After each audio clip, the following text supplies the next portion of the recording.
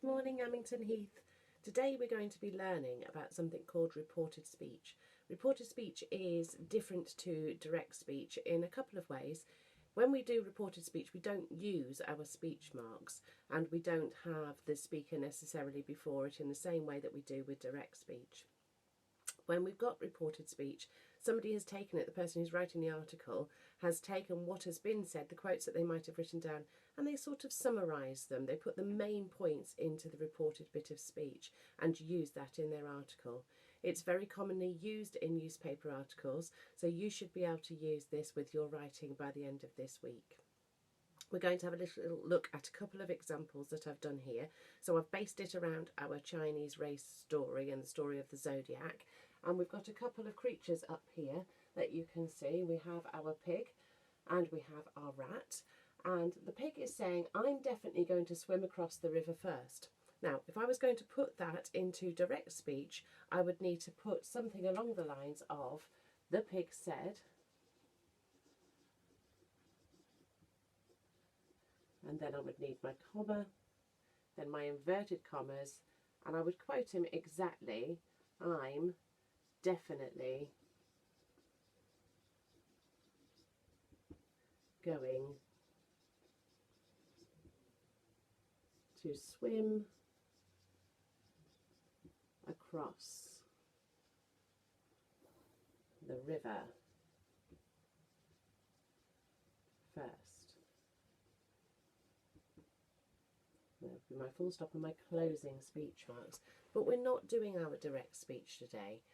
So we're going to take some of these things out. We're not going to use those speech marks, and we don't need that comma at the moment. We're going to change it slightly so that we summarise the information that he's given us in his quote. So instead of saying, I'm definitely going to swim across the river, in our reported speech, we might still use the pig said, or pig, we might put an age in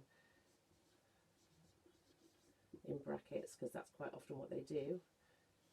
In a newspaper report, pig 12 declared that he would be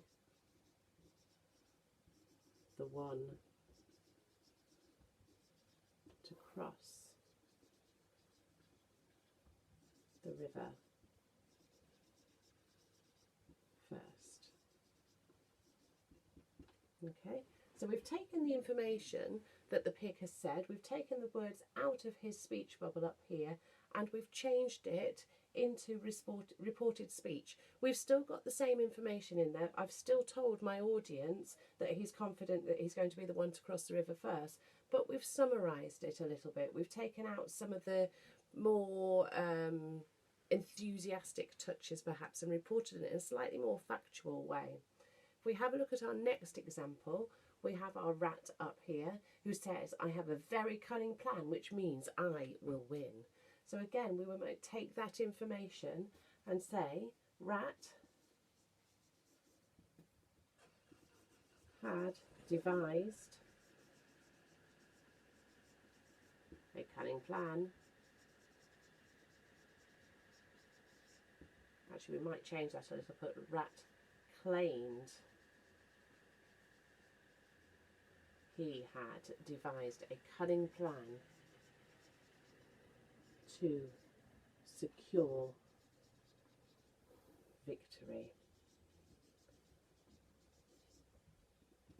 And again, I've still got what rat said here, but I've changed it a little. I've used a little bit of my author's voice, my journalistic license, if you like, to make it sound a little bit more dramatic with his cunning plan to secure victory instead of just saying, I will win. So we can change the vocabulary a little bit so long as we don't alter the meaning. Finally, we've got another sentence here where I've taken one that's actually been written in direct speech, and we're going to change that into indirect speech. So it's the same type of thing. This time I've got the tiger declared, there's no contest, I shall win this race because I am the most powerful creature of all. Now that's how he would say it with direct speech. Again, I've got my comma there, my inverted commas around what has actually been said. But I'm going to change that into reported speech. So again, I might say Tiger, or Mr. Tiger perhaps, I need another word instead of said. So Mr. Tiger announced. And I don't want to lose the meaning of what he said. It's got to contain the same meaning, but it might not contain the exact same words. So Mr. Tiger announced that he was the most powerful, announced that he was the most powerful and would therefore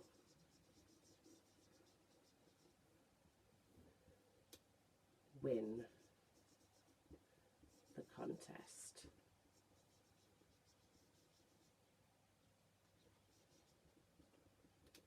Okay, so it's a relatively straightforward thing to do, but it just gives a little bit of variety to your writing, and it means that you can up-level that vocabulary, improve the words and choices that you're using, making sure, of course, that you don't change the actual meaning of what the person you are quoting has said.